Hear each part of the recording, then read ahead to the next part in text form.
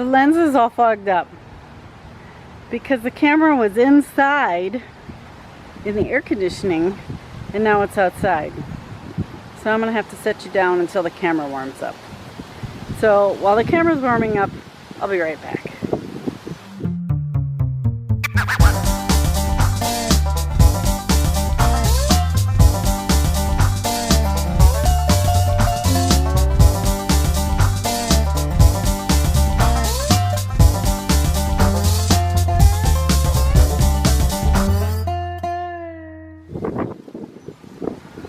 Hi everybody, Sharon here. Welcome back to my garden.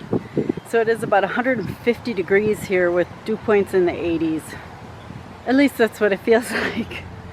It's so hot. I think it's like 85 degrees outside and dew points are in the mid 70s. We just had a thunderstorm this morning and I need to get out in the garden and do some picking. This morning I picked a bunch of stuff for my girlfriend, but right now I am picking some green beans. So let me show you what I'm doing. So these two pots, 20-gallon pots, these green beans were started in my greenhouse in March. These were direct sown middle of May. It is, what is it? Today is June 18th. I'm sorry, July 18th.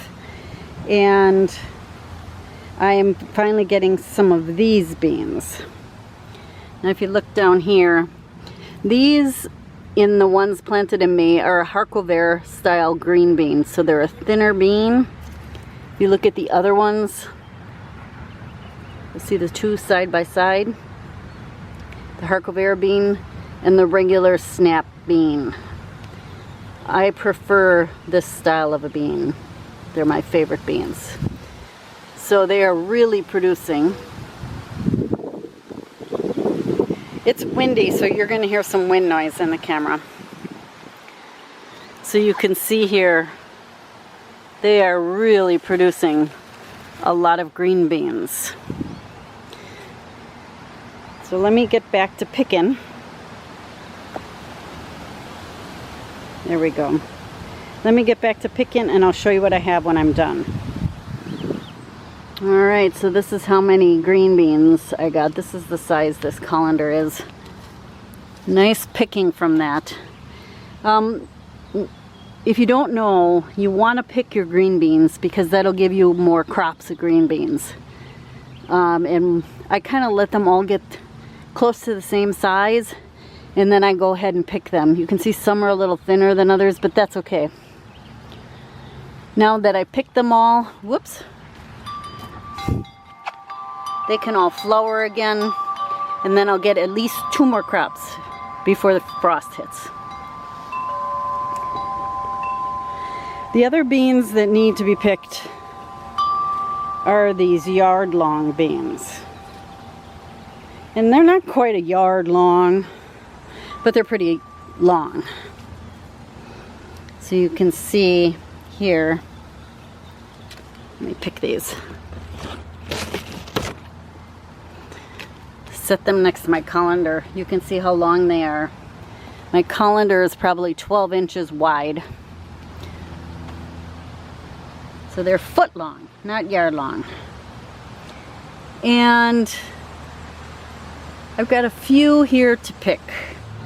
So we're on the other side of the trellis and you can see there's a bunch here. Now it's funny, the ends of these aren't quite like the other beans, but they do just pop right off.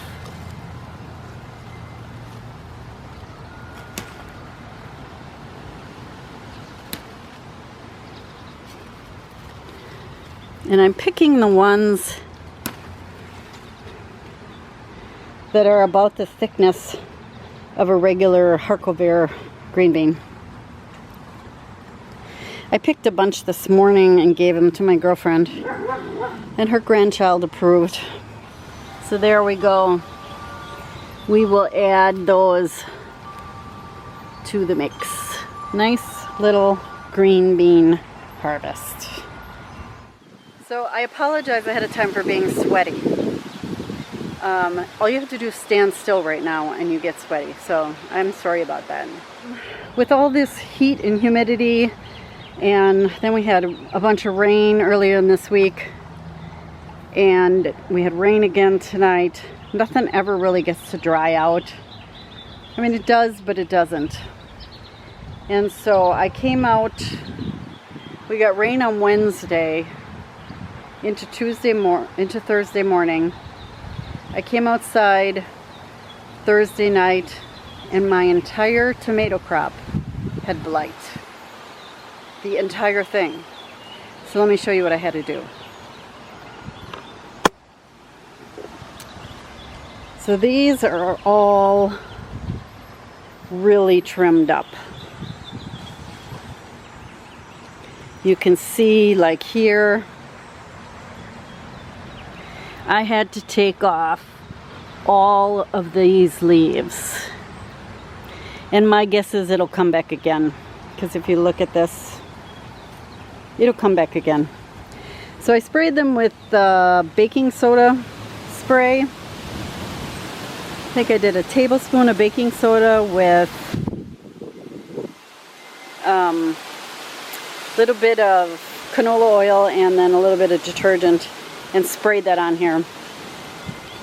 But since it's rained since I sprayed, I'm going to have to spray again, which I will probably do tomorrow because it's supposed to rain again tonight. So that was really disappointing to walk out and just overnight, literally overnight, see blight. And it had completely taken over all of the tomato plants.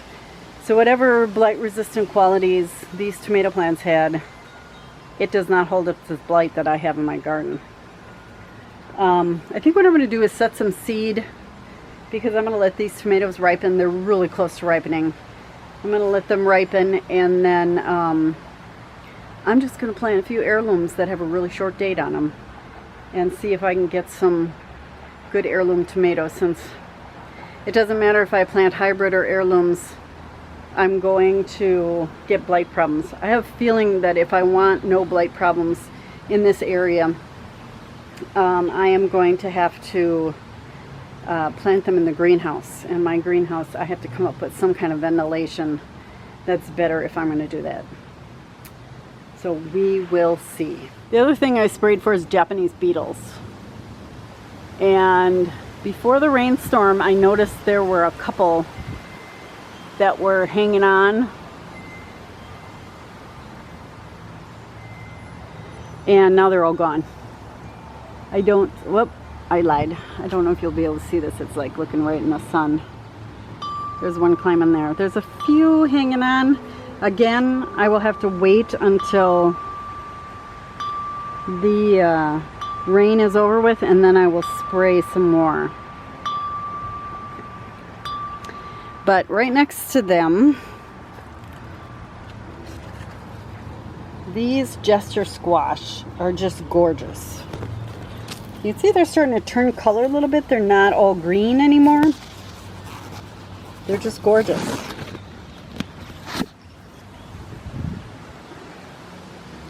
That plant is very satisfying to grow. Another thing I did, right next to the beans here, I had pulled out the peas. And instead of, I said I was going to replant some more cucumbers. Instead of replanting cucumbers, I had a couple of leftover cantaloupe plants here, and I just pulled them very gently over and put them up the trellis. And I'm going to let them crawl up the trellis.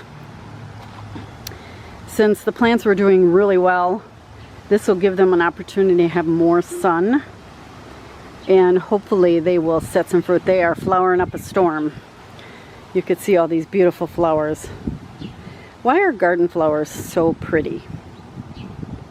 They're just, there's a thing, I have a thing about yellow too, so part of it's that. So this looks like it needs to be.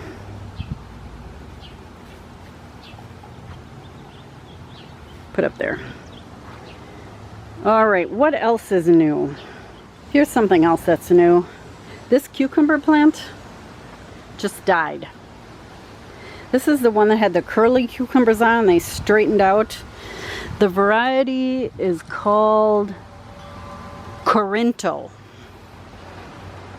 and it just died. I don't know what the problem is. I checked to see if the stem accidentally got cut somehow. My guess is it's some kind of a vine borer that got in the roots and killed it. So I wanted to show this to you before I pulled it out, because that is the next thing I'm going to do, is pull this out. I am really starting to get a lot of sun gold tomatoes.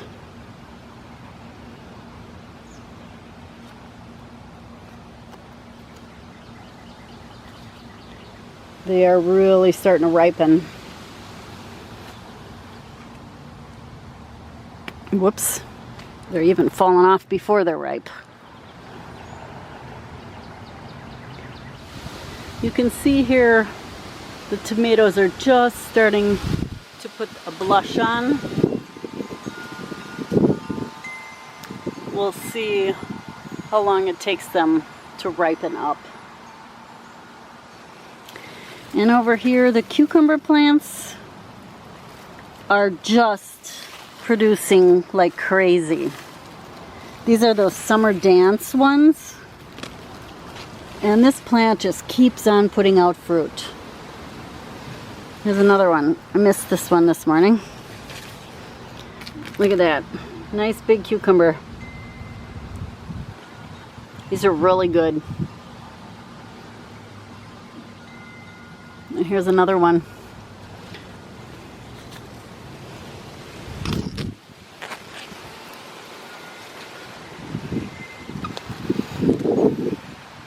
So I think I'm going to have to make a trip to the food pantry and give them some of these cucumbers. I'll show you how many I have, because I've been bringing them into work every week and trying to give them away to people.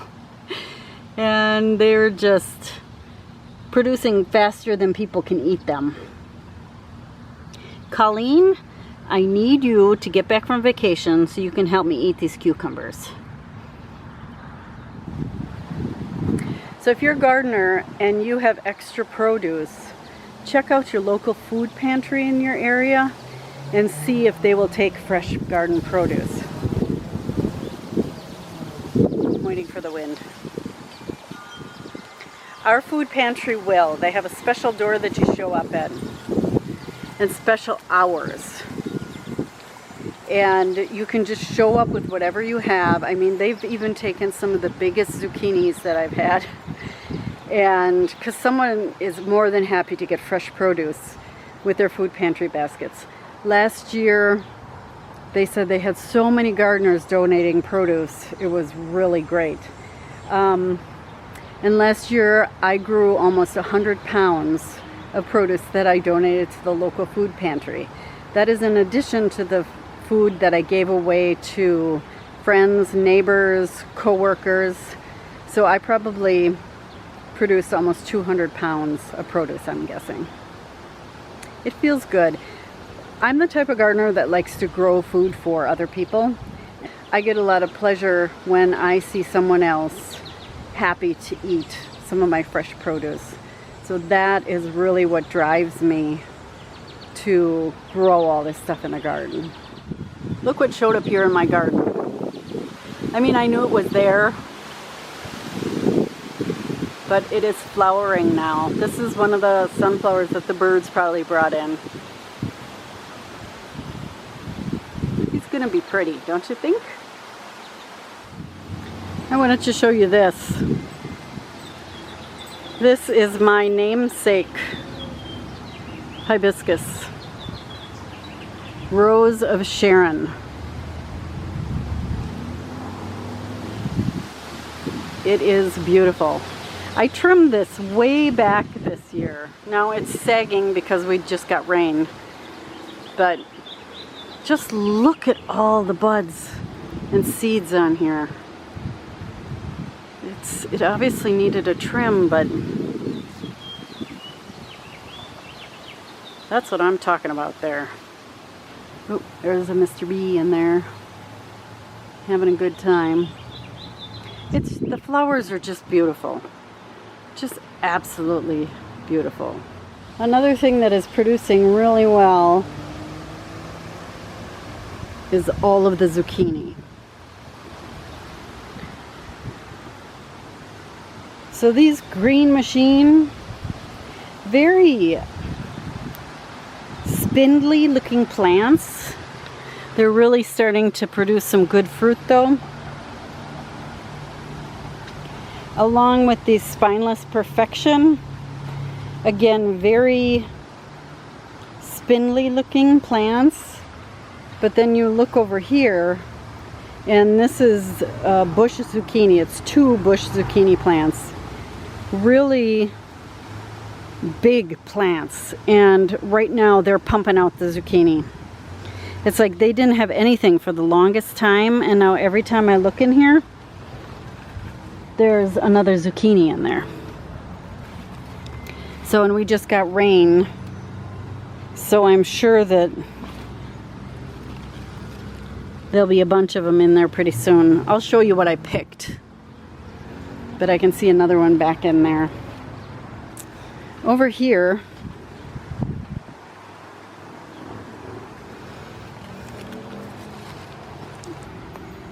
nice kohlrabi plant.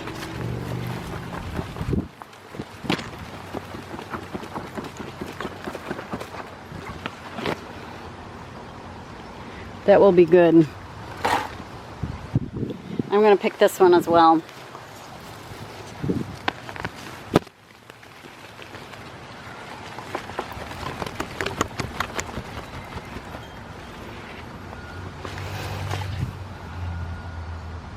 So both these plants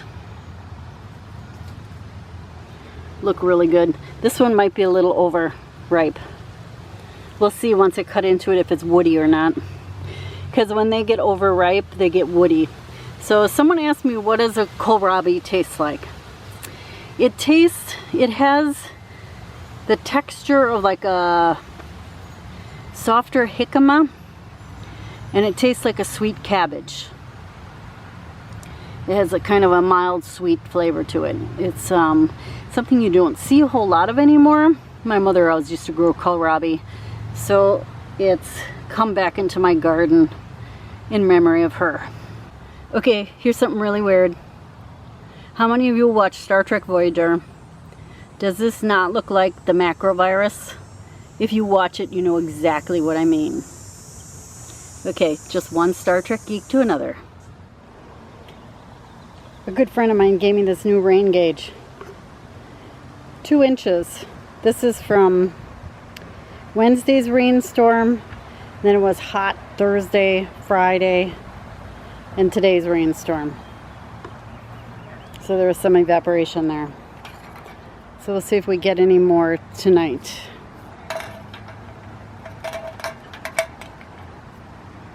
That's a lot of rain. So here's what I've harvested the last couple days in the garden. I picked myself a nice bouquet of flowers for the kitchen table. I have picked green beans here and these yard-long beans. I actually picked double this amount, but I took the other half to my girlfriend. The sun gold tomatoes are coming in, and this tomato is defiant. So we'll see how that one tastes. I just want to give them like another couple days of ripening. It just fell off the vine. Then we have zucchini really starting to come in. I use zucchini in just about everything. I do zoodles, zucchini noodles. I do zucchini in salad. I do zucchini in soups. If I'm making any kind of vegetables, I'll add zucchini to it. It's just a great way to add nutrients without really adding a lot of flavor. And if you've never tried fried zucchini, you need to try it. Breaded and fried. I also picked my last 2 kohlrabi. Now if you look at these, you can see there is because I had to cut the end off, you can see here, you have to peel these. And you can see that line, that's where you peel. So those would be really good. They're good eating raw. That's how my mother always used. You put salt on them and you eat them. I like to make like matchsticks or like French fry shapes out of them. And you just eat them, dip them in ranch dressing or eat them by themselves or whatever. They're really good. Add them to salads. Very good. And then the cucumber harvest. This is one of the Japanese long cucumbers. They are really sweet and really juicy. You have to peel them, but they're very, very good. The summer dance cucumbers. These are called Isnik.